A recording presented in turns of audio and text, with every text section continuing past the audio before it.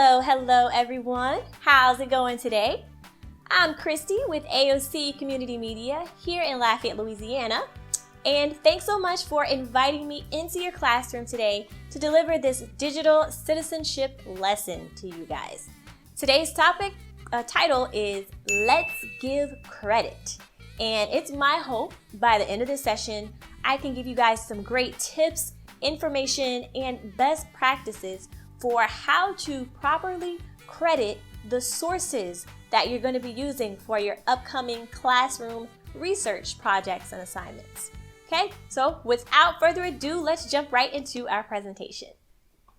Let's discuss how you can give credit for other people's work. So right now, I want you to stop and think. I want you to imagine that you entered an artwork competition at your school, okay? You entered an artwork competition and your drawing, let's say, or maybe your song, if you're into music. What do you guys like, music or art? Take your pick. Let's say you entered one of your creative pieces of art or music into your school's contest and your piece won first place in this contest, okay? Your artwork or your song was hung up or it was played for everyone at the school to see or hear.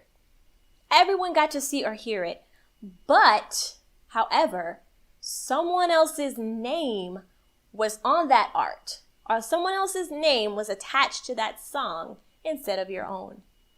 How would that make you feel?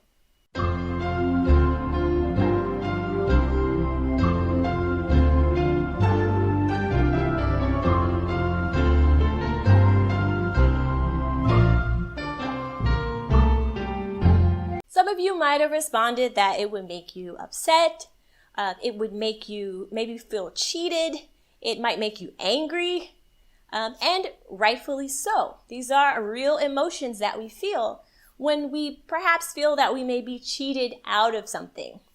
This is just one example, but you can see how it feels if someone else takes credit for the work that you did.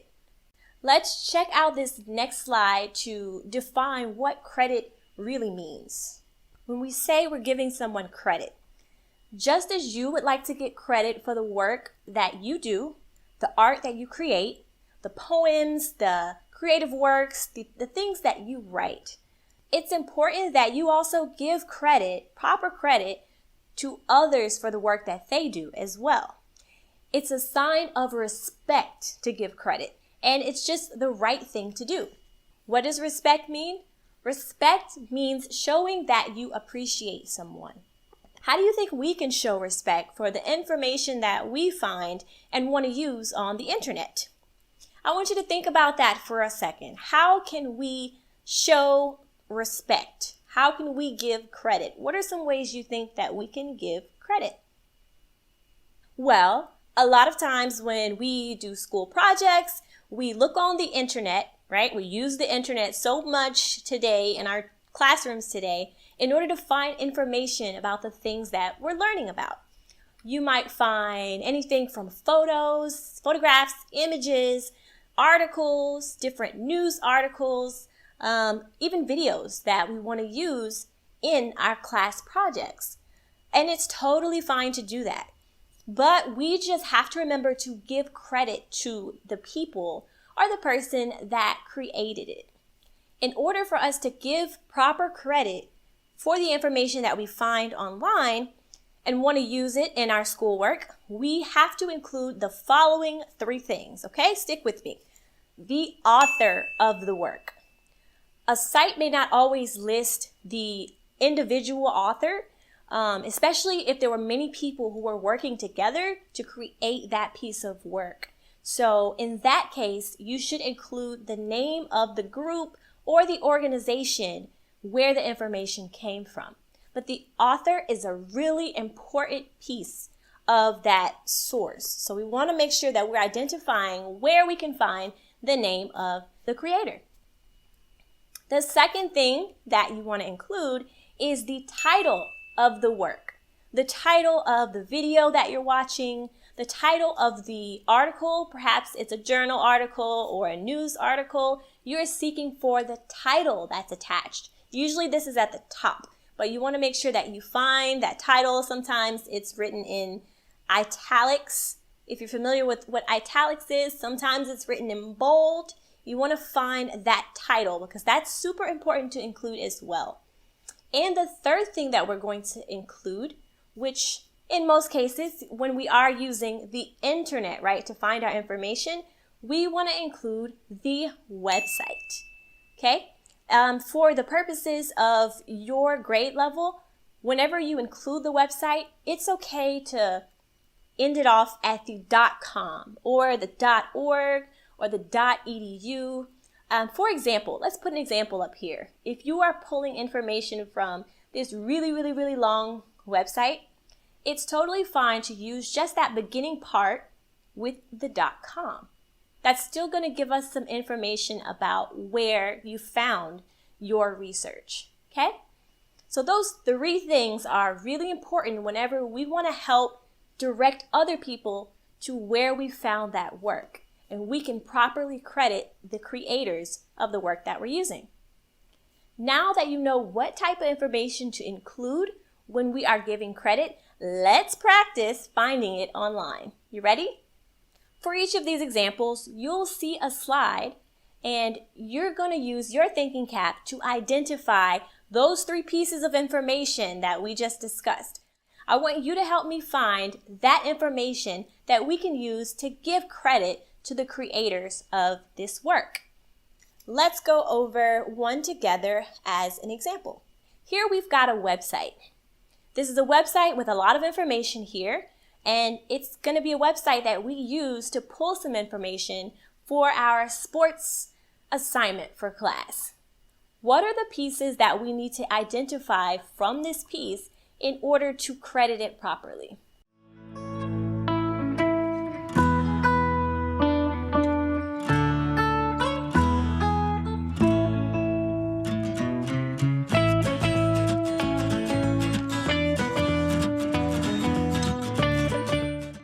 Let's see if you remembered. The first thing that we need is the author. We need the person who wrote or created that piece, the person as an individual or as a group or organization. And in this article, we've got the author as Layla Conrad. So if you chose Layla Conrad or you wrote that down, great job, you've identified the author. The second piece of information that we need would be the title of the article. And here we've got the title of the article as Olympic Sports. So great job on identifying that one. Lastly, we've got the website. At the very top of the screen, you're going to find the website here, which is sports.olympicgames.com.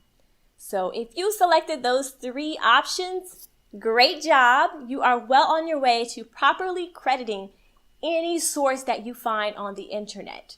Let's see if you guys can help me with a couple more examples, okay? I'm going to add another one here. Take a second to read through this example and see if you can credit those three important pieces of information that we need.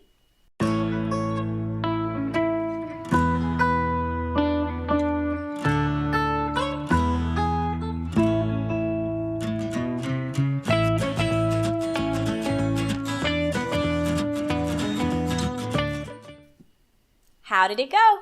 Could you find our three important pieces? We've got the author of the work here.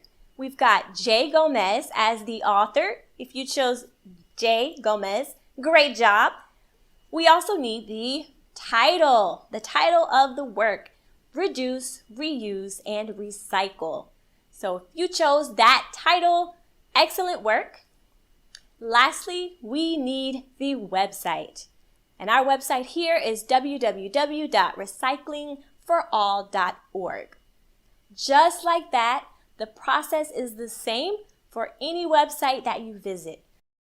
This is how it would look to properly cite or credit your information.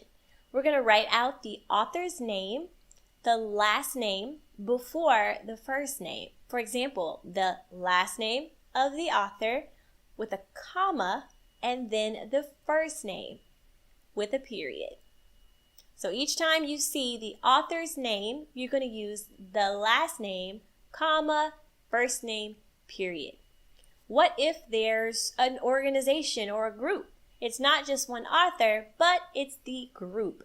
In that case, we're just going to write out the name of the group or organization and then add a period. Next, we're going to include the title. So next, we're going to write out the title of that video or the title of that article, and then we're going to place a period. Lastly, we're going to include the website. We can copy and paste that link and include it right there in our resources section. And there you have it, the proper way to credit your source. Now we've got one more short exercise for you guys to do to test a little bit more of your wit with finding this information and really researching these articles, giving proper credit. You're going to use your research caps to answer 4 questions. Can you find the answer to the 4 questions on our worksheet? There is a digital version of this handout and there's also a print version. So you can choose for your classroom which works better. You're welcome to work independently by yourself or with a partner, whichever your teacher chooses. Okay, we're going to take a few minutes to find those answers and then you're going to credit those sources. So remember how we wrote that out? Remember that format because we're going to use that to credit our sources on the next page. So that first page, you're going to be answering questions, and on that second page, you're going to be crediting the work that you found. So go ahead and take a few minutes to complete that assignment and then come on back and we'll go over the correct answers.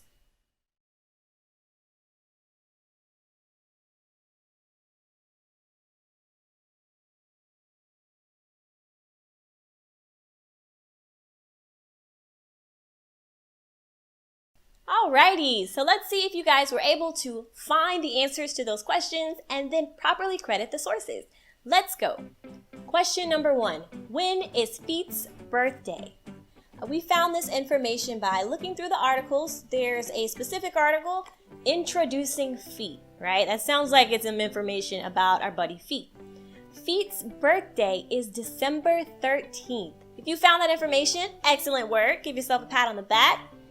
The next question, what is the band's newest song? Here we've got an article titled New Song Release that could give us some insight to their newest song called We the Digital Citizens. If you wrote that down, you guys rock. Excellent work. Third question, when was their first concert? So now we got to find out a date of the concert. And we found this information in the article titled A New Band Coming Together. And here we can see that the Digital Citizens had their very first concert on August the 12th, 2019. So if you found that date, excellent job. You are a great researcher because you're pulling out all the correct stuff. Lastly, how many band members are in the group? And this we can also find in the article titled New Song Release, in which we can see that we've got our drummer here along with 5 other backup singers. So that gives us 6 all together. If you got all of those questions correct, my hat off to you if I was wearing one. Great job. Now we're almost finished. Remember, we do have to credit those sources where we pull that information. So now I'm going to give you the correct answers and I want you to match it up with your own, okay? Resource number 1. These could go in any order, so just check out how you wrote them on your worksheet. Resource number 1. Here we're crediting our article titled A New Band Coming Together. Remember, we're putting our author's name with the last name, comma, then the first name. So we've got Jones, comma, Tamara, period. Then we've got the name of the article, A New Band Coming Together, period, followed by the website name. Did you get that one? We've got the article, New Song Release. Your response should look like this. compare it to your own. If you have to make a few changes, go ahead and edit it where you need.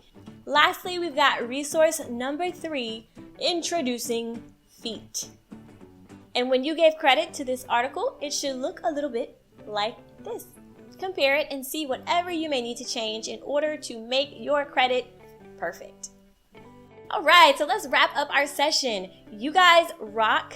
Today we talked all about how we could provide credit for other people's work that we find on the internet. So I hope you took some of those tips and you'll remember our 3 main major key pieces of information that we need in order to properly credit someone else's work. Feel free to take a moment at the very end of this session. We've got a small prompt, a pause and think moment, where you have the option to draw out what does giving credit look like to you, or you can write out why is giving credit for the information you find on the internet the right thing to do.